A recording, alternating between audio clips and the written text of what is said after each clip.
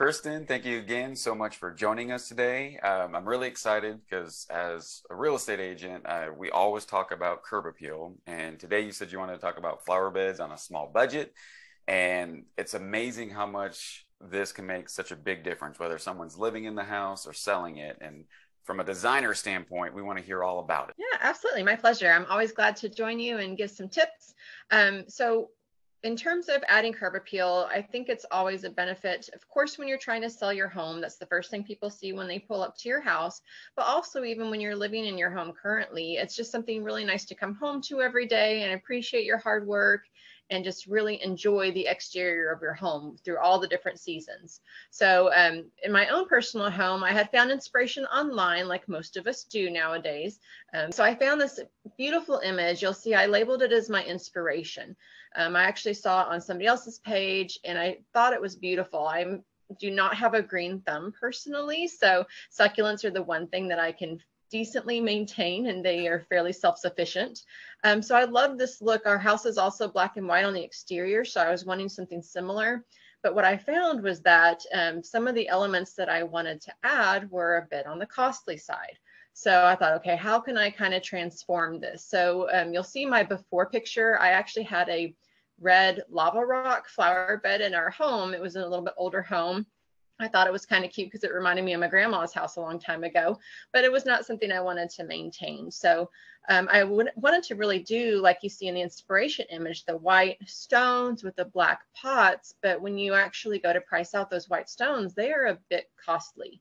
So I thought, okay, how can I flip this around and make it more affordable and not have to do it in lots of different stages? So I instead did the opposite and did black mulch, which is very affordable, very easy to find.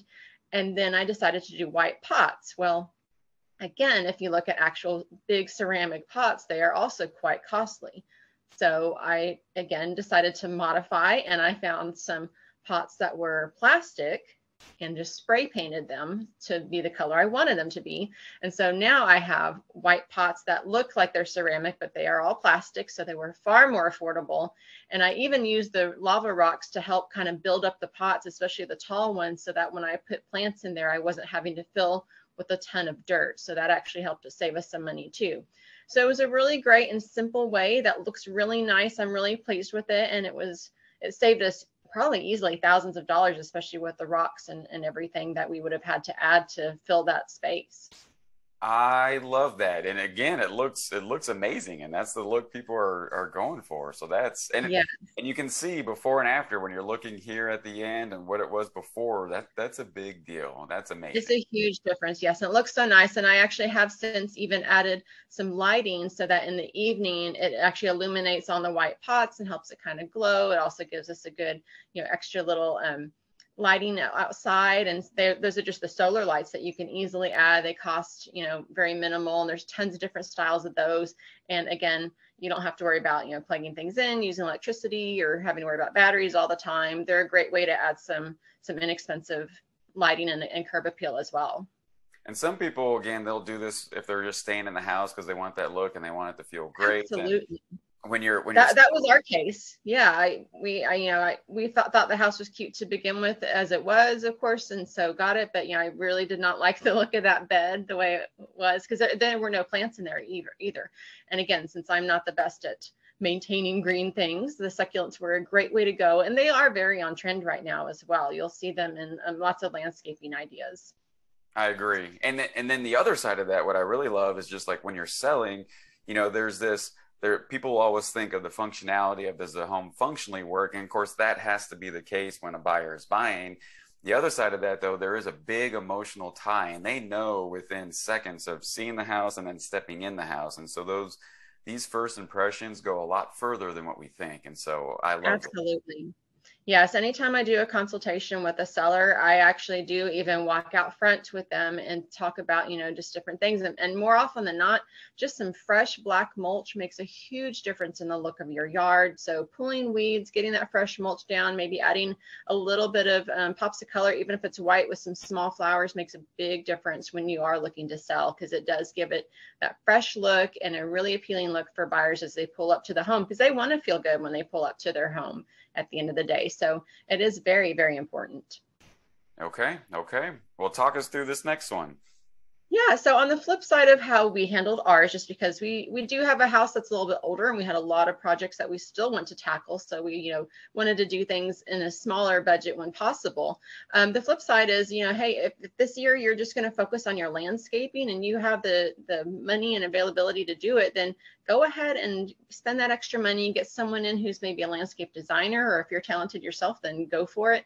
But go ahead and add that extra cost into your yard. When you look at some of these before and afters, nothing was necessarily, the rocks I know are costly, but some things like adding the wood steps, or the wood planters along the steps for the one on the left side. That is something that if you're a handy person, you can actually do yourself, or you could hire a company. The ones on the right, definitely, like you can tell, they spent more money on it. They had what was existing cleared out, and then they added the stone, different mulch, different types of plants. The rocks can be a little more on the costly side, but this is also a great option if you have areas like the top middle photo that shows the before. They obviously are not getting a lot of sun in that area, so the grass is not growing well.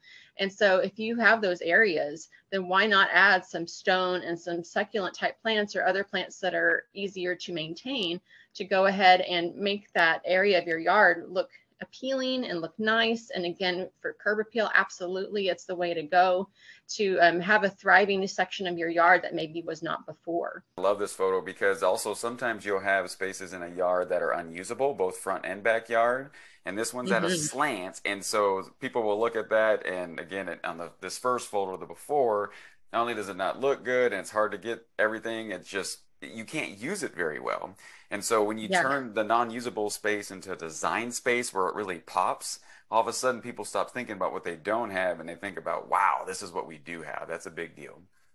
Absolutely. And to that point too, I was going to say sometimes the areas are so slanted that they are hard to mow. So even if maybe you can have good growth in an area, if it's very slanted, it can be, kind of dangerous or difficult to mow yourself. So that's another great opportunity to modify that area and make it more of a xeriscaping versus having just the grass there. These build up in the bottom right corner here, this buildup of the planters, and it's funny how that just can cause dimension and make people Absolutely. excited. So I love that also.